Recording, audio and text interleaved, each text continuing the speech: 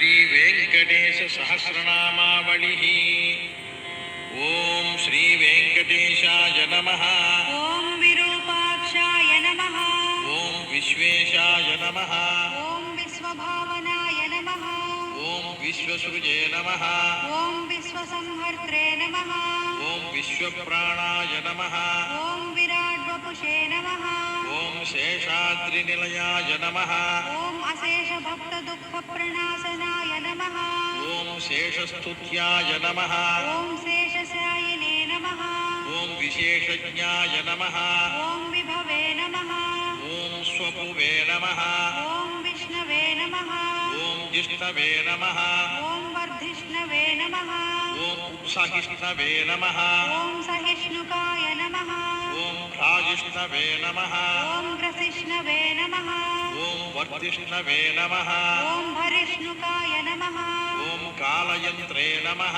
ॐ कालगोप्त्रे नमः। ॐ कालाय नमः। ॐ कालान्तकाय नमः। ॐ अखिलाय नमः। ॐ कालगम्याय नमः। ॐ कालकण्ठवन्द्याय नमः। ॐ कालकलेश्वराय नमः। ॐ शम्भवे नमः। ॐ स्वयंभुवे नमः। ॐ अम्भोजनाभये नमः। ॐ स्तम्भितवारिधये नमः। ॐ अम्बोधिनन्दिनी जानये नमः। ॐ सोणाम्भोजपदप्रभाय नमः। ॐ कम्बुग्रीवाय नमः। ॐ शम्बरारिरूपाय नमः। ॐ शम्बरजेक्षणाय नमः। ॐ बिम्बाधराय नमः। ॐ बिम्बरूपिणे नमः। ॐ प्रतिबिम्बक्रियातिगाय नमः। ॐ गुणवते नमः। ॐ गुणगम्याय नमः। ॐ गुणातीताय नमः। ॐ गुणप्रियाय नमः। ॐ दुर्गुणध्वंसकृते नमः। ॐ सर्वसुगुणाय नमः। ॐ गुणभासकाय नमः। ॐ परेशाय नमः। ॐ परमात्मने नमः। ॐ परस्मै ज्योतिषे नमः। ॐ परायै गतये नमः।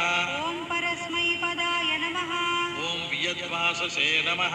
ॐ पारम्पर्यशुभप्रदाय नमः। ॐ ब्रह्माण्डगर्भाय नमः। ॐ ब्रह्मण्याय नमः। ॐ ब्रह्मसृजे नमः। ॐ ब्रह्मबोधिताय नमः। ॐ ब्रह्मस्तुत्याय नमः। ॐ ब्रह्मवादिने नमः। ॐ ब्रह्मचर्यपरायणाय नमः। ॐ सत्यव्रतार्थसन्तुष्टाय नमः। ॐ सत्यरूपिणे नमः। ॐ झषाङ्गवते नमः। ॐ सोमकप्राणहारिणे नमः। ॐ आनीताम्नायाय नमः। ॐ अब्धिवन्दिताय नमः। ॐ देवासुरवरस्तुत्याय नमः। ॐ पतन्मन्दरधारकाय नमः। ॐ धन्वन्तरये नमः। ॐ कच्छपाङ्गाय नमः। ॐ पयोनिधिविमन्थकाय नमः। ॐ अमरामृतसन्दात्रे नमः। ॐ धृतसम्मोहिनी वपुषे नमः। ॐ हरमोहकमायाविने नमः। ॐ रक्षःसन्दोहभञ्जनाय नमः। ॐ हिरण्याक्षविदारिणे नमः। ॐ यज्ञाय नमः। ॐ यज्ञविभावनाय नमः।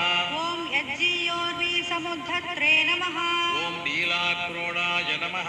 ॐ प्रतापवते नमः। ॐ दण्डकासुरविध्वंसिने नमः। ॐ वक्रदंष्ट्राय नमः। ॐ क्षमाधराय नमः। ॐ गन्धर्वशापहरणाय नमः। ॐ पुण्यगन्धाय नमः। ॐ विचक्षणाय नमः। ॐ कराळवक्त्राय नमः। ॐ सोमार्कनेत्राय नमः। ॐ षड्गुणवैभवाय नमः। ॐ श्वेतघोडिने नमः। ॐ पूर्णितभ्रुवे नमः। ॐ घुर्घुरध्वनिविभ्रमाय नमः। ॐ द्राघीयसे नमः। ॐ नीलकेशिने नमः। ॐ व्याघ्रदम्बुजलोचनाय नमः। ॐ घृणावते नमः। ॐ घृणिसम्मोहाय नमः। ॐ महाकालाग्निदीहितये नमः। ॐ ज्वालाकरालवदनाय नमः। ॐ महोल्काकुलवीक्षणाय नमः। ॐ सटानिर्भिन्नमेघौघाय नमः। ॐ दंष्ट्रारुव्याप्तदिक्तटाय नमः। ॐ उच्छ्वासाकृष्टभूतेशाय नमः। ॐ निःश्वासत्यक्तविश्वसृजे नमः। ॐ अन्तर्भ्रमज्जगद्गर्भाय नमः। ॐ अनन्ताय नमः। ॐ ब्रह्मकपालकृते नमः। ॐ उग्राय नमः। ॐ वीराय नमः। ॐ महाविष्णवे नमः। ॐ ज्वलनाय नमः। ॐ सर्वतोमुखाय नमः। ॐ ऋषिमुखाय वीराय नमः ॐ भीषणाय नमः ॐ भद्राय नमः ॐ मृत्युमृत्यवे नमः ॐ सनातनाय नमः ॐ सभास्तम्भोद्भवाय नमः ॐ भीमाय नमः ॐ शिरोमालिने नमः ॐ महेश्वराय नमः ॐ द्वादशादित्यचूडालाय नमः ॐ कल्पतूमसटाच्छवये नमः ॐ हिरण्यकोरस्थलभिन्नकाय नमः ॐ सिंहमुखाय नमः ॐ अनघाय नमः ॐ प्रह्लादवरदाय नमः ॐ धीमते नमः ॐ भक्तसङ्घप्रतिष्ठिताय नमः ॐ ब्रह्मरुद्रादिसंसेव्याय नमः ॐ सिद्धसाध्यप्रपूजिताय नमः ॐ लक्ष्मीनृसिंहाय नमः ॐ देवेशाय नमः ॐ ज्वालाजिह्वान्त्रमालिकाय नमः ॐ खड्गिने नमः ॐ खेटिने नमः ॐ महेश्वासिने नमः ॐ कपालिने नमः ॐ मुसलिने नमः ॐ हलिने नमः ॐ पाशिने नमः ॐ शूलिने नमः ॐ महाबाहवे नमः ॐ ज्वरघ्नाय नमः ॐ रोगलुण्टकाय नमः ॐ मौञ्जीयुजे नमः ॐ छात्रकाय नमः ॐ दण्डिने नमः ॐ कृष्णाजिनधराय नमः ॐ वटवे नमः ॐ अधीतवेदाय नमः ॐ वेदान्तोद्धारकाय नमः ॐ ब्रह्मनैष्ठिकाय नमः ॐ अहीनसेनप्रीताय नमः ॐ आदितेयाय नमः ॐ अनघाय नमः ॐ हरये नमः ॐ संवित्प्रियाय नमः ॐ सामवेद्याय नमः ॐ बलिवेश्मप्रतिष्ठिताय नमः ॐ बलिक्षालितपादाब्जाय नमः ॐ विन्ध्यावलिविमानिताय नमः ॐ त्रिपादभूमिस्वीकर्त्रे नमः ॐ विश्वरूपप्रदर्शकाय नमः ॐ धृतत्रिविक्रमाय नमः ॐ स्वाङ्घ्रिनखभिन्नाण्डकर्पराय नमः ॐ पज्जातवाहिनीधारा पवित्रतजगत्रयाय नमः ॐ विधिसम्मानिताय नमः ॐ पुण्याय नमः ॐ दैत्ययोध्रे नमः ॐ जयोज्जिताय नमः ॐ सुरराज्यप्रदाय नमः ॐ शुक्रमदहृते नमः ॐ सुगतीश्वराय नमः ॐ जामदज्ञाय नमः ॐ कुठारिणे नमः ॐ कार्तवीर्यविदारणाय नमः ॐ रेणुकाया शिरोहारिणे नमः ॐ दुष्टक्षत्रियमर्दनाय नमः ॐ वर्चस्विने नमः ॐ दानशीलाय नमः ॐ धनुष्मते नमः ॐ ब्रह्मवित्तमाय नमः ॐ अत्युदग्राय नमः ॐ समग्राय नमः ॐ न्यग्रोधाय नमः ॐ दुष्टनिग्रहाय नमः ॐ रविवंशसमुद्भूताय नमः ॐ राघवाय नमः ॐ भरताग्रजाय नमः ॐ कौसल्यातनयाय नमः ॐ रामाय नमः ॐ विश्वामित्रप्रियङ्कराय नमः ॐ ताटकारये नमः ॐ सुबाहुघ्नाय नमः ॐ बलातिबलमन्त्रवते नमः ॐ अहल्याशापविच्छेदिने नमः ॐ प्रविष्णुजनकालयाय नमः ॐ स्वयंवरसभासंस्थाय नमः ॐ ईशचापप्रभञ्जनाय नमः ॐ जानकीपरिणेत्रे नमः ॐ जनकाधीशसंस्तुताय नमः ॐ जमदग्नितनूजातयोध्रे नमः ॐ अयोध्यादिपाग्रण्यै नमः ॐ पितृवाक्यप्रतिपालाय नमः ॐ त्यक्तराज्याय नमः ॐ सलक्ष्मणाय नमः ॐ ससीताय नमः ॐ चित्रकूटस्थाय नमः ॐ भरताहितराज्यकाय नमः ॐ काकदर्पप्रहर्त्रे नमः ॐ दण्डकारण्यवासकाय नमः ॐ पञ्चवट्यां विहारिणे नमः ॐ स्वधर्मपरिपोषकाय नमः ॐ विराधघ्ने नमः ॐ अगस्त्यमुख्यमुनिसम्मानिताय नमः ॐ पुंसे नमः ॐ इन्द्रचापधराय नमः ॐ खड्गधराय नमः ॐ अक्षयसायकाय नमः ॐ खरान्तकाय नमः ॐ दूषणारये नमः ॐ त्रिशिरस्करिपवे नमः ॐ वृषाय नमः ॐ शूर्पणखानासाच्छेत्रे नमः ॐ वल्कलधारकाय नमः ॐ जटावते नमः ॐ पर्णशालास्थाय नमः ॐ मारीचबलमर्दकाय नमः ॐ पक्षिराट्कृतसंवादाय नमः ॐ रवितेजसे नमः ॐ महाबलाय नमः ॐ शबर्यानीतफलभुजे नमः ॐ हनुमत्परितोषिताय नमः ॐ संयताय नमः ॐ दैत्यकायक्षेपणभासुराय नमः ॐ सप्तसारसमुच्छेत्रे नमः ॐ वालिहृते नमः ॐ कपिसंहृताय नमः ॐ वायुसूनुकृतसेवाय नमः ॐ त्यक्तपम्पाय नमः ॐ कुशासनाय नमः ॐ उदन्वत्तीरगाय नमः ॐ सूराय नमः ॐ विभीषणवरप्रदाय नमः ॐ सेतुकृते नमः ॐ दैत्यघ्ने नमः ॐ प्राप्तलङ्काय नमः ॐ अलङ्कारवते नमः ॐ अतिकाय शिरश्छेत्रे नमः ॐ कुम्भकर्णविभेदना नमः ॐ जाम्बवद्ब्रह्मावृताय नमः ॐ जानकीशाय नमः ॐ सुरावेद्याय नमः ॐ स्वामितीर्थनिवासकाय नमः ॐ लक्ष्मीसरकेलिलोलाय नमः ॐ लक्ष्मीशाय नमः ॐ लोकरक्षकाय नमः ॐ देवकी गर्भसम्भूताय नमः ॐ यशोदेक्षणलालिताय नमः ॐ वसुदेवकृतस्तोत्राय नमः ॐ नन्दगोपमनोहराय नमः ॐ चतुर्भुजाय नमः ॐ कोमलाङ्गाय नमः ॐ गदावते नमः ॐ नीलकुन्तलाय नमः ॐ पूतनाप्राणसंहर्त्रे नमः ॐ तृणावर्तविनाशनाय नमः ॐ गर्गारोपितनामाङ्काय नमः ॐ वासुदेवाय नमः ॐ अधोक्षजाय नमः ॐ गोपिकास्तन्यपायिने नमः ॐ बलभद्रानुजाय नमः ॐ अच्युताय नमः ॐ वैयाघ्रनखभूषाय नमः ॐ वत्सजिते नमः ॐ वत्सवर्धनाय नमः ॐ क्षीरसाराशनरताय नमः ॐ दधिभाण्डप्रमर्दनाय नमः ॐ नवनीतापहर्त्रे नमः ॐ नीलनीरदभासुराय नमः ॐ आभीरदुष्टदौर्जन्याय नमः ॐ नीलपद्मनिभाननाय नमः ॐ मातृदर्शितविश्वासाय नमः ॐ उलूखलनिबन्धनाय नमः ॐ नलकूमरशापान्ताय नमः ॐ गोधूलिच्छुरिताङ्गकाय नमः ॐ गोसङ्घरक्षकाय नमः ॐ श्रीशाय नमः ॐ वृन्दारण्यनिवासकाय नमः ॐ वत्सान्तकाय नमः ॐ भगद्वेषिणे नमः ॐ दैत्याम्बुदमहानिलाय नमः ॐ महाजगरचण्डाग्नये नमः ॐ शकटप्राणकण्टकाय नमः ॐ चन्द्रसेव्याय नमः ॐ पुण्यगात्राय नमः ॐ खरजिते नमः ॐ चण्डदीहितये नमः ॐ तालपक्वफलाशिने नमः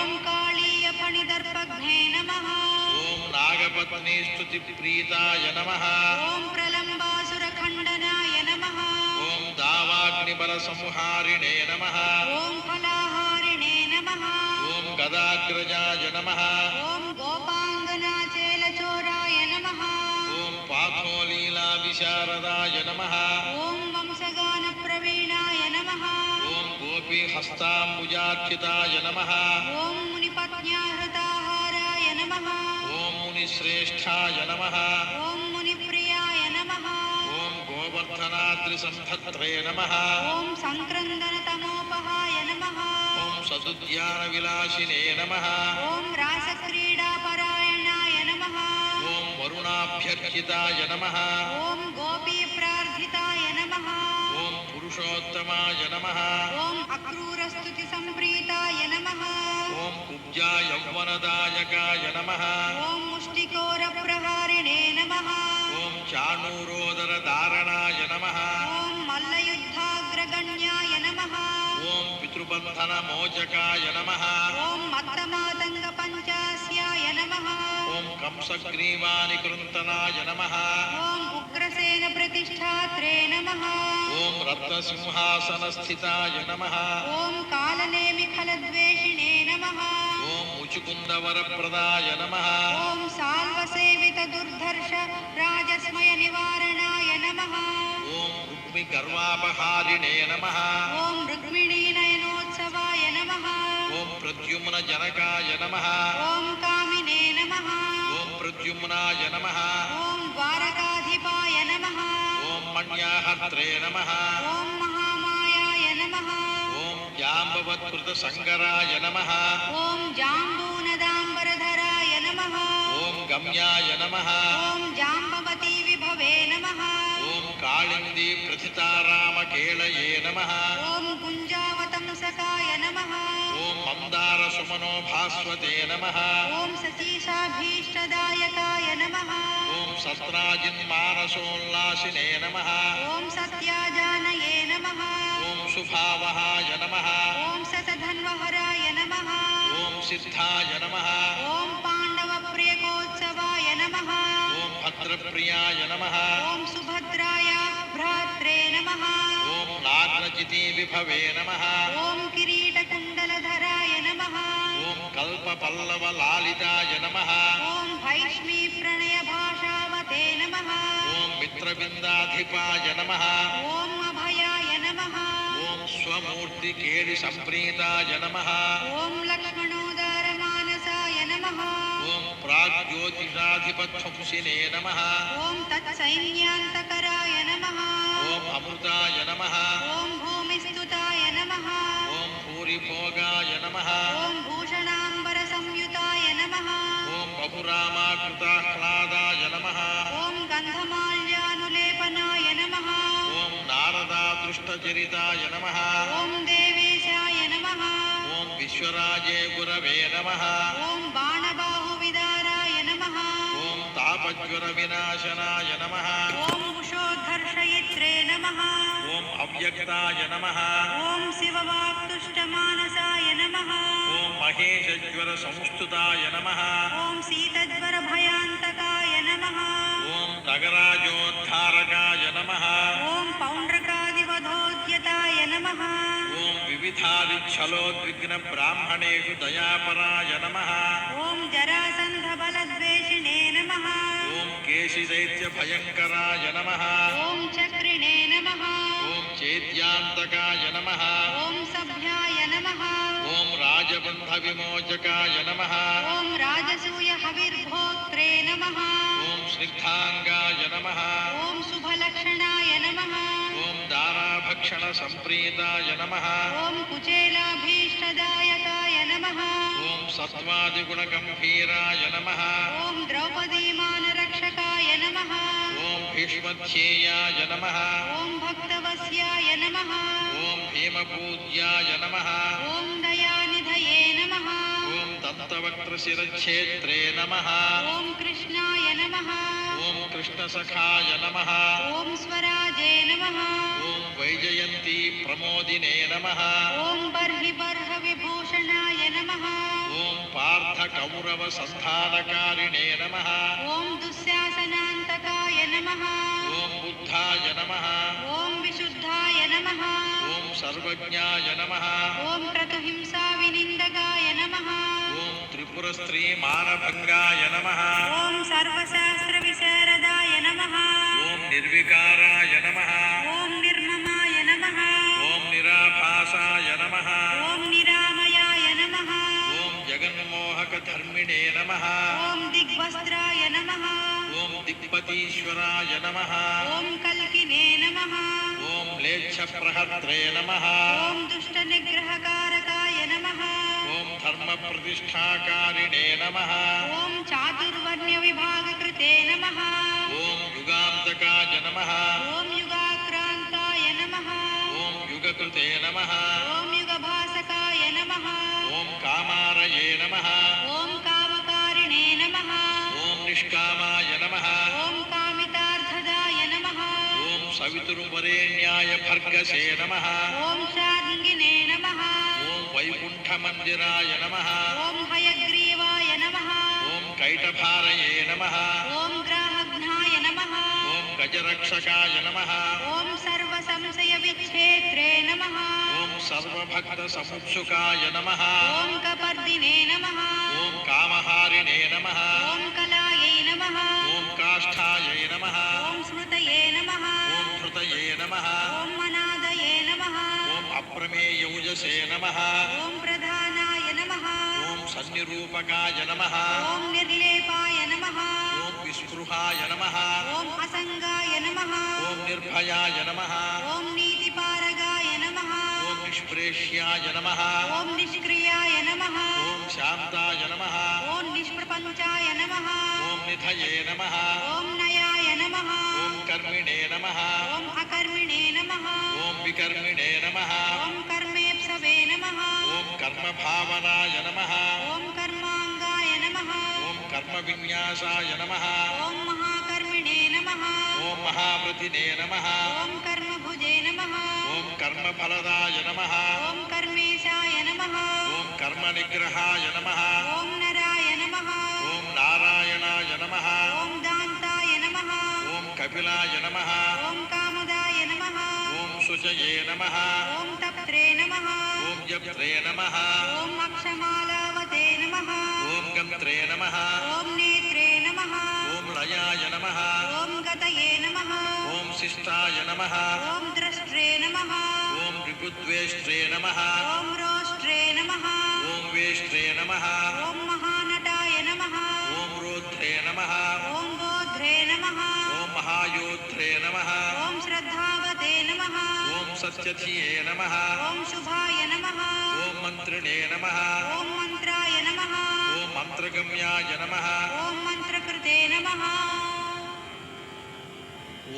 ఓం మంత్రభృతే నమః ఓం మంత్రఫలదాయ నమః ఓం మంత్రేశాయ నమః ఓం మంత్రవిగ్రహాయ నమః ఓం మంత్రాంగాయ నమః ఓం మంత్రవిన్యాసాయ నమః ఓం మహామంత్రాయ నమః ఓం మహాక్రమాయ నమః ఓం స్థిరధియే నమః ఓం స్థిరవిజ్ఞానాయ నమః ఓం స్థిరప్రజ్ఞాయ నమః ఓం స్థిరాసనాయ నమః ఓం స్థిరయోగాయ నమః ఓం స్థిరాధారాయ నమః ఓం స్థిరమార్గాయ నమః ఓం స్థిరాగమాయ నమః ఓం నిశ్రేయసాయ నమః ఓం నిరీహాయ నమః ఓం అగ్నయే నమః ఓం నిరవధ్యాయ నమః ఓం నిరంజనాయ నమః ఓం నిర్వైరాయ నమః ఓం నిరహంకారాయ నమః ఓం నిర్దంభాయ నమః ఓం నిరసూయకాయ నమః ఓం అనంతాయ నమః ఓం అనంతబాహూరవే నమః ఓం అనంతాంఘ్రయే నమః ఓం అనంతదృశే నమః ఓం అనంతవక్త్రాయ నమః ఓం అనంతాంగాయ నమః ఓం అనంతరూపాయ నమః ఓం అనంతకృతే నమః ఓం ఊర్ధ్వరేతసే నమః ఓం ఊర్ధ్వలింగాయ నమః ఓం ఊర్ధ్వమూర్ధ్నే నమః ఓం ఊర్ధ్వశాఖకాయ నమః ఓం ఊర్ధ్వాయ నమః ఓం ఊర్ధ్వాఘ్రరక్షిణే నమః ఓం ఊర్ధ్వజ్వాలాయ నమః ఓం నిరాకులాయ నమః ఓం బీజాయ నమః ఓం బీజప్రదాయ నమః ఓం నిత్యాయ నమః ఓం నిదా త్రిమ్నే నమః ఓం సుషమాయై నమః ఓం చిత్రమాలికాయ నమః ఓం నభస్పృశే నమః ఓం నభసోజ్యోతిషే నమః ఓం నభస్వతే నమః ఓం నిర్నభసే నమః ఓం నభసే నమః ఓం అభవే నమః ఓం విభవే నమః ఓం ప్రభవే నమః ఓం శంభవే నమః ఓం మహీయసే నమః ఓం భూర్భువాకృతయే నమః ఓం మహానందాయ నమః ఓం మహాశూరాయ నమః ఓం మహారాశయే నమః ఓం మహోత్సవాయ నమః ఓం మహాక్రోధాయ నమః ఓం మహాజ్వాలాయ నమః ఓం మహాశాంతాయ నమః ఓం మహాగుణాయ నమః ఓం సత్యవ్రతాయ నమః ఓం సత్యపరాయ నమః ఓం సత్యసంధాయ నమః ఓం సతాంగతయే నమః ఓం సత్యేశాయ నమః ఓం సత్యసంకల్పాయ నమః ఓం సత్యచారిత్రలక్షణాయ నమః ఓం అంతశ్చరాయ నమః ఓం అంతరాత్మనే నమః ఓం పరమాత్మనే నమః ఓం చిదాత్మకాయ నమః ఓం రోచనాయ నమః ఓం రోచమానాయ నమః ఓం సాక్షిణే నమః ఓం శౌరయే నమః ఓం జనార్దనాయ నమః ఓం ముకుందాయ నమః ఓం నందనిష్పందాయ నమః ఓం స్వర్ణబిందవే నమః ఓం పురందరాయ నమః ఓం అరిందమాయ నమః ఓం సుమందాయ నమః ఓం కుందమందారహాసవతే నమః ఓం స్యందనారూఢచండాంగాయ నమః ఓం ఆనందినే నమః ఓం నందనందనాయ నమః ఓం అనసూయానందనాయ నమః ఓం అత్రినేత్రానందాయ నమః ఓం సునందవతే నమః ఓం శంఖవతే నమః ఓం పంకజకరాయ నమః ఓం కుంకుమాంకాయ నమః ఓం జియాంకుశాయ నమః ఓం అంభోజమకరందాఢ్యాయ నమః ఓం నిష్పంకాయ నమః ఓం అగరుపంకిలాయ నమః ఓం ఇంద్రాయ నమః ఓం చంద్రరథాయ నమః ఓం చంద్రాయ నమః ఓం అతిచంద్రాయ నమః ఓం చంద్రభాసకాయ నమః ఓం ఉపేంద్రాయ నమః ఓం ఇంద్రరాజాయ నమః ఓం వాగీంద్రాయ నమః ఓం చంద్రలోచనాయ నమః ఓం ప్రతీచే నమః ఓం పరాచే నమః ఓం పరం ధామ్నే నమః ఓం పరమార్థాయ నమః ఓం పరాత్పరాయ నమః ఓం అపారవాచే నమః ఓం పారగామినే నమః ఓం పారావారాయ నమః ఓం పరావరాయ నమః ఓం సహస్వతే నమః ఓం అర్థదాత్రే నమః ఓం సహనాయ నమః ఓం సాహసినే నమః ఓం జయినే నమః ఓం తేజస్వినే నమః ఓం వాయువిశిఖినే నమః ఓం తపస్వినే నమః ఓం తాపసోత్తమాయ నమః ఓం ఐశ్వర్యోద్భూతికృతే నమః ఓం భూతయే నమః ఓం ఐశ్వర్యాంగకలాపవతే నమః ఓం అంబోధిశాయినే నమః ఓం భగవతే నమః ఓం సర్వజ్ఞాయ నమః ఓం సామపారగాయ నమః ఓం మహాయోగినే నమః ఓం మహాధీరాయ నమః ఓం మహాభోగినే నమః ఓం మహాప్రభవే నమః ఓం మహావీరాయ నమః ఓం మహాతుష్టయే నమః ఓం మహాపుష్టయే నమః ఓం మహాగుణాయ నమః ఓం మహాదేవాయ నమః ఓం మహాబాహవే నమః ఓం మహాధర్మాయ నమః ఓం మహేశ్వరాయ నమః ఓం సమీపగాయ నమః ఓం దూరగామినే నమః ఓం నగధరాయ నమః ఓం నాగాయ నమః ఓం నాగేశాయ నమః ఓం నాగపాలకాయ నమః ఓం హిరణ్మయాయ నమః ఓం స్వర్ణరేతసే నమః ఓం హిరణ్యాక్షుషే నమః ఓం హిరణ్యతాయ నమః ఓం గుణగణ్యాయ నమః ఓం శరణ్యాయ నమః ఓం పుణ్యకీర్తయే నమః ఓం పురాణగాయ నమః ఓం జన్యభృతే నమః ఓం జన్యసన్నద్ధాయ నమః ఓం దివ్య పంచాయుధాయ నమః ఓం వసినే నమః ఓం దౌర్జన్యభంగాయ నమః ఓం పర్జన్యాయ నమః ఓం సౌజన్య నిలయాయ నమః ఓం మలయాయ నమః ఓం జలంధరాంతకాయ నమః ఓం భస్మదైత్యనాశినే నమః ఓం మహామనసే నమః ఓం శ్రేష్ఠాయ నమః ఓం శ్రవిష్ఠాయ నమః ఓం ద్రాఘిష్ఠాయ నమః ఓం గరిష్ఠాయ నమః ఓం గరుడధ్వజాయ నమః ఓం జ్యేష్ఠాయ నమః ఓం ద్రఢిష్ఠాయ నమః ఓం వర్షిష్ఠాయ నమః ఓం ద్రాఘీయసే నమః ఓం ప్రణవాయ నమః ఓం ఫణినే నమః ఓం సంప్రదాయకరాయ నమః ఓం స్వామినే నమః ఓం సురేశాయ నమః ఓం మాధవాయ నమః ఓం మధవే నమః ఓం నిర్నిమేషాయ నమః ఓం విధయే నమః ఓం వేదసే నమః ఓం బలవతే నమః ఓం జీవనాయ నమః ఓం బలినే నమః ఓం స్మర్త్రే నమః ఓం శ్రోత్రే నమః ఓం వికర్త్రే నమః ఓం ఛాత్రే నమః ఓం నేత్రే నమః ఓం సమాయ నమః ఓం అసమాయ నమః ఓం హోత్రే నమః ఓం పోత్రే నమః ఓం మహావక్త్రే నమః ఓం రంత్రే నమః ఓం మంత్రే నమః ఓం ఖలాంతకాయ నమః ఓం దాత్రే నమః ఓం గ్రాహయిత్రే నమః ఓం మాత్రే నమః ఓం నియంత్రే నమః ఓం అనంతవైభవాయ నమః ఓం గోప్త్రే నమః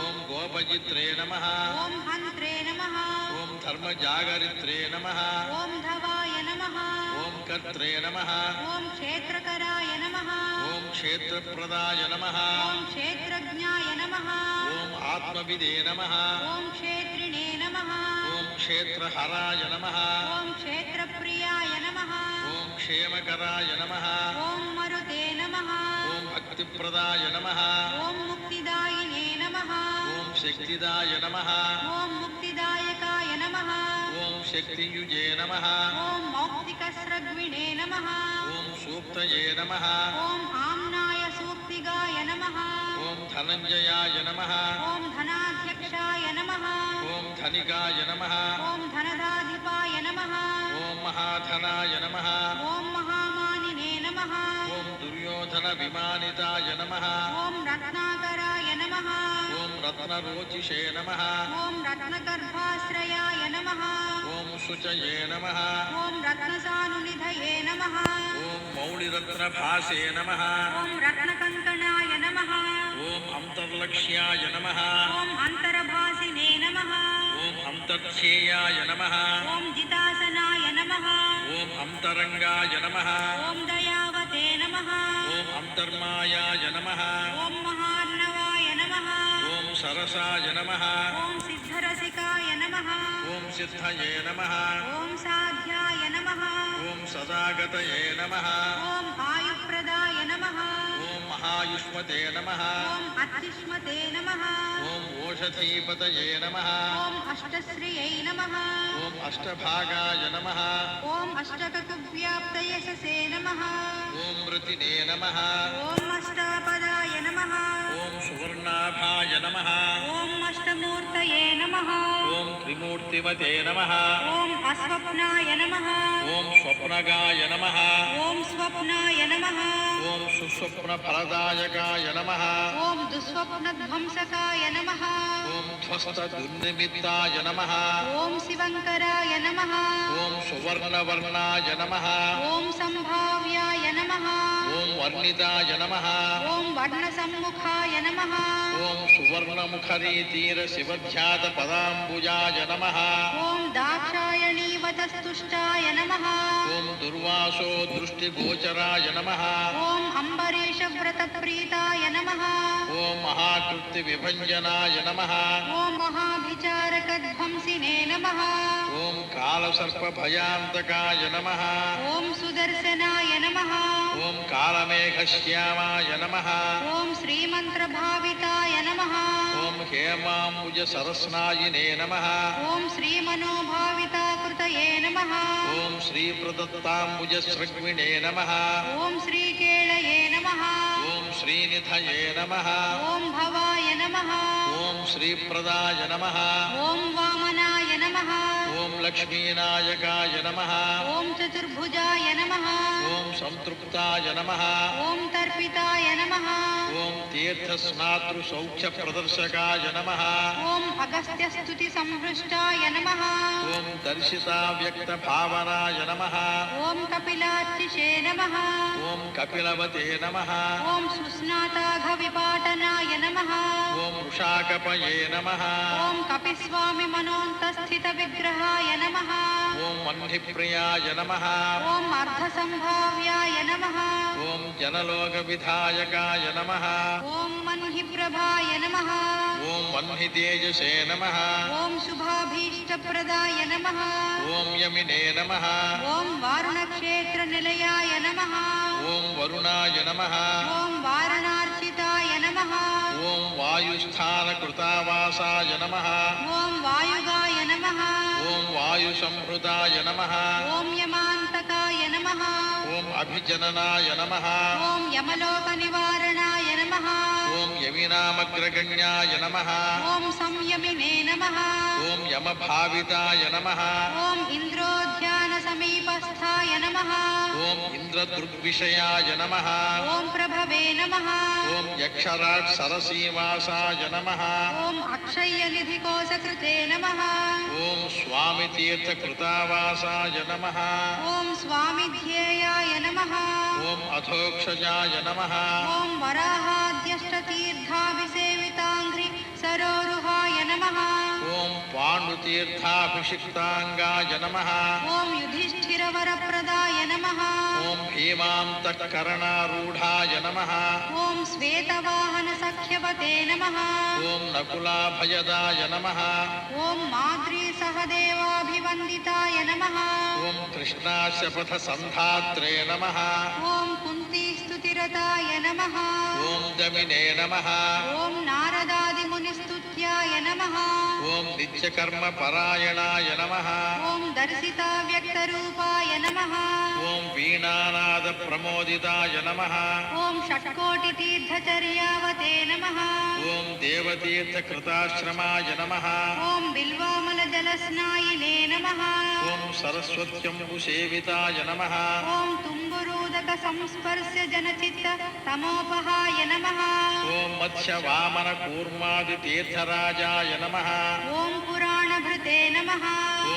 शक्रध्येयपदाम्भोजाय नमः ॐ शङ्खपूजितपादुकाय नमः ॐ रामतीर्थविहारिणे नमः ॐ बलभद्रप्रतिष्ठिताय नमः ॐ जामदग्न्यसरस्तीर्थजलसेचनतर्पिताय नमः ॐ पापापहारिकीलालसुस्नाताघविनाशनाय नमः ॐ नभो गङ्गाभिषिक्ताय नमः ॐ नागतीर्थाभिषेकवते नमः ॐ कुमारधारातीर्थस्थाय नमः ॐ वटुवेशाय नमः ॐ సుమేఖలాయ నమః ఓం వృద్ధస్య సుకుమారత్వప్రదాయ నమః ఓం సౌందర్యవతే నమః ఓం సుఖినే నమః ఓం ప్రియంవదాయ నమః ఓం మహాకుక్షయే నమః ఓం ఇక్ష్వాకుకులనందనాయ నమః ఓం నీలగోక్షీరధారాభువే నమః ఓం వరాహాచలనాయకాయ నమః ఓం భరద్వాజప్రతిష్ఠావతే నమః ఓం బృహస్పతి విభావితాయ నమః ఓం అంజనాకృతపూజావతే నమః ఓం ఆంజనేయ కరార్చితాయ నమః ఓం అంజనాద్రినివాసాయ నమః ఓం ముంజికేశాయ నమః ఓం పురందరాయ నమః ఓం కిన్నరద్వంద్వ సంబంధి బంధమోక్షప్రదాయకాయ నమః ఓం వైఖానసమఖారంభాయ నమః ఓం వృషజ్ఞేయాయ నమః ఓం వృషాచలాయ నమః ఓం వృషకాయ ప్రభేత్రే నమః ఓం క్రీడనాచార సంభ్రమాయ నమః ఓం సౌవర్చిరేయ విన్యస్తరాజ్యాయ నమః ఓం నారాయణ ప్రియాయ నమః ఓం దుర్మేధో భంజకాయ నమః ఓం ప్రాజ్ఞాయ నమః ఓం బ్రహ్మోత్సవ మహోత్సుకాయ నమః ఓం భద్రాసురశిరచ్ఛేక్రే నమః ఓం భద్రక్షేత్రిణే నమః ఓం సుభద్రవతే నమః ఓం మృగయాక్షీణ సన్నాహాయ నమః ఓం శంఖరాజన్యతుష్టిదాయ నమః ఓం స్థాణుస్థాయ నమః ఓం వైనతేయాంగభావితాయ నమః